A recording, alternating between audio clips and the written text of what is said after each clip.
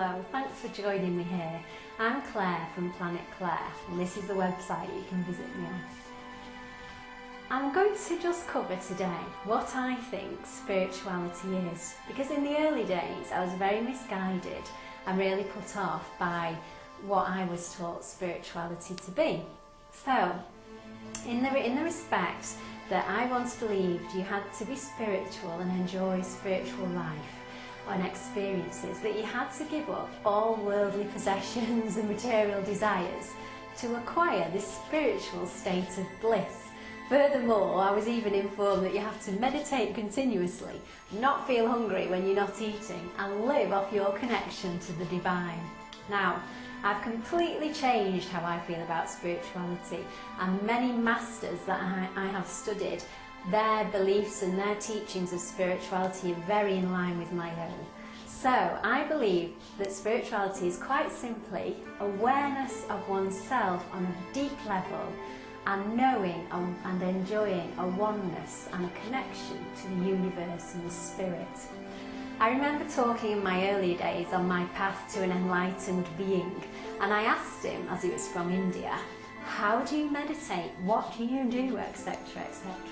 And all he kept saying to me was, my dear, meditation is simply going within and knowing oneself. And I never quite got it then.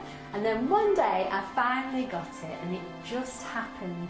And all the material wealth, love and inner peace I had desired before, and took lots of action externally to attain, with it always being rather elusive and me being burned out and frazzled trying to get there, just came to me.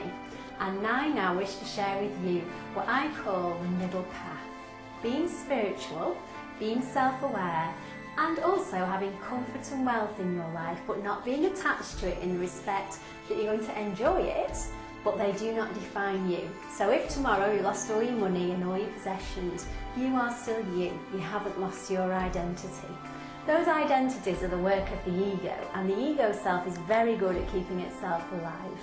The negative chatterbox in your head is the ego self, and it is so very frightened of losing its power to the higher self, the loving being that is incredibly powerful and can attract anything it is that you desire into your life.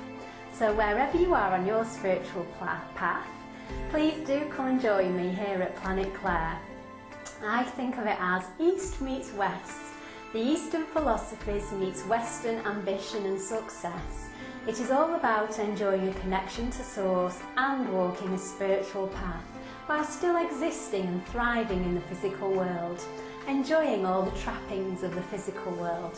It is doing things because you want to do them, not because you will look good or impress someone. It is finding your personal power and celebrating yourself for your uniqueness and the valued contribution that you have to share with the world.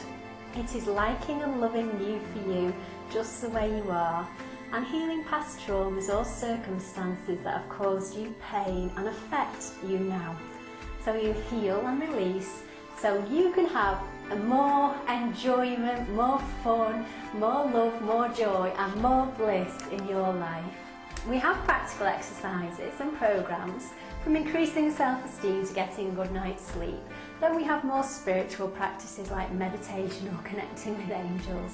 It isn't a religion, it's a way of being, and will not be in conflict with any religion you may be affiliated with presently.